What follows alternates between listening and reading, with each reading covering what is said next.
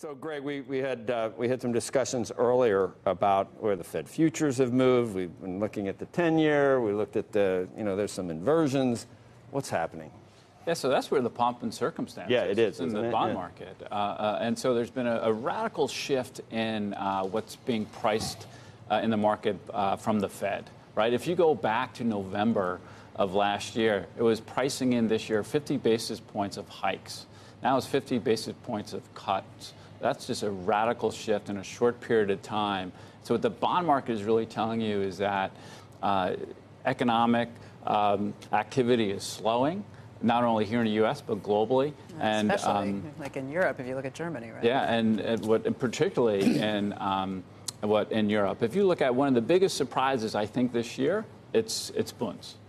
Bunds have just rallied more than I think anyone forecasted. And so, look, I mean, I think this is the world that we live in terms of secular trends. We're in a low rate, low growth, low inflation environment, and there's this need for yield, and you'll continue to see a very stable, if not lower, rate environment globally. So, Mike, you got Boeing's down 4 or 5 today. You got the Google news and the tech news. Nothing's changed with the tariffs. It's already the 3rd, so it's a week away. With Mexico, I'm talking about, not China. Sure. Market's down 63 points. That's almost Boeing. Do you, or almost caused solely by Boeing, do you feel like some of the selling is drying up or not? I think we've entered that zone where a lot has been priced in, in terms of weakness, in terms of earnings estimates probably coming down, and in terms of trade friction. So, yes, I think that you can't say that means that we have somehow reached a low, but I think what it does is the market needs incrementally new bad information to go a lot lower once it's been to this area, gotten so oversold, and you have a lot of investor sentiment resetting lower. So that's the general backdrop. I still think the bond market is going to dictate exactly how it flows through. I mean, Greg, it's interesting because you talk about 7 months ago, bond market's pricing in 2 hikes. Now, 2 or 3 cuts. That implies things can change quickly from here in the other direction, does it not? Or do we just assume that the bond market's got it pegged right now? Yeah, I'm not convinced the bond market has it pegged. But what has occurred is that the Fed's back is against the wall. So you actually have to see these cuts come through, or the markets, risk markets in particular, are going to be supremely disappointed. So to me, there's very little room for error.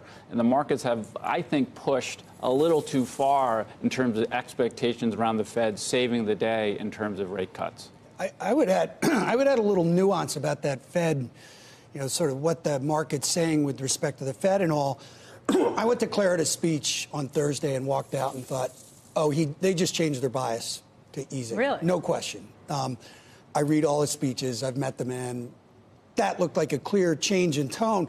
But if you look at the bond market farther out, like even today, I'm just looking at the 5s, 30s part of the curve. 2s, 10s, 1 year forward or 2 year forward.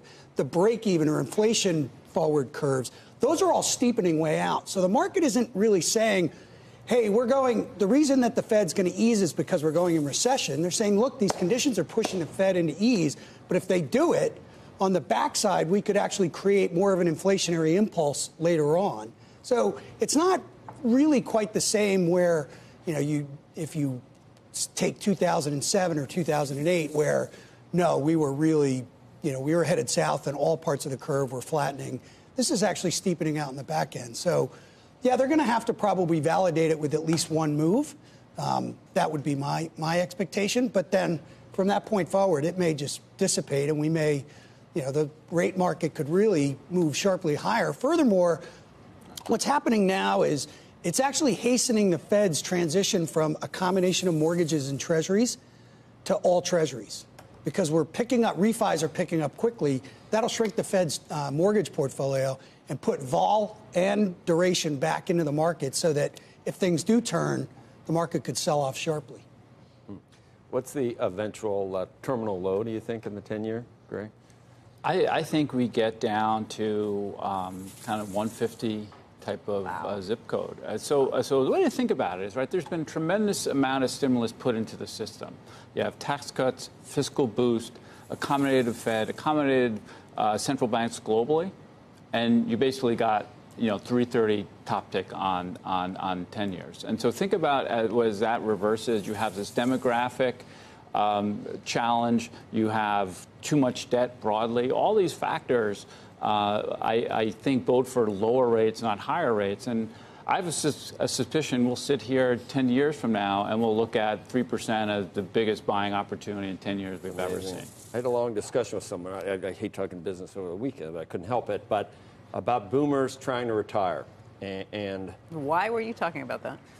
No, not about me. talking about why yields were so low. And because of the it was with the guy who demographics manages money for people. And it used to be you would tell your clients, okay, you have $1 million that you save for retirement. 8%, you can live on $80,000 a year. No way you're getting 8%. What do boomers need to retire now, Barry? At 1.75%? Yeah. I mean, it's a quandary. 4 million, 5 million. And it's like we think it's great to have lower yields. What's it do to savers? The savers. Well, it's been doing that for the last decade.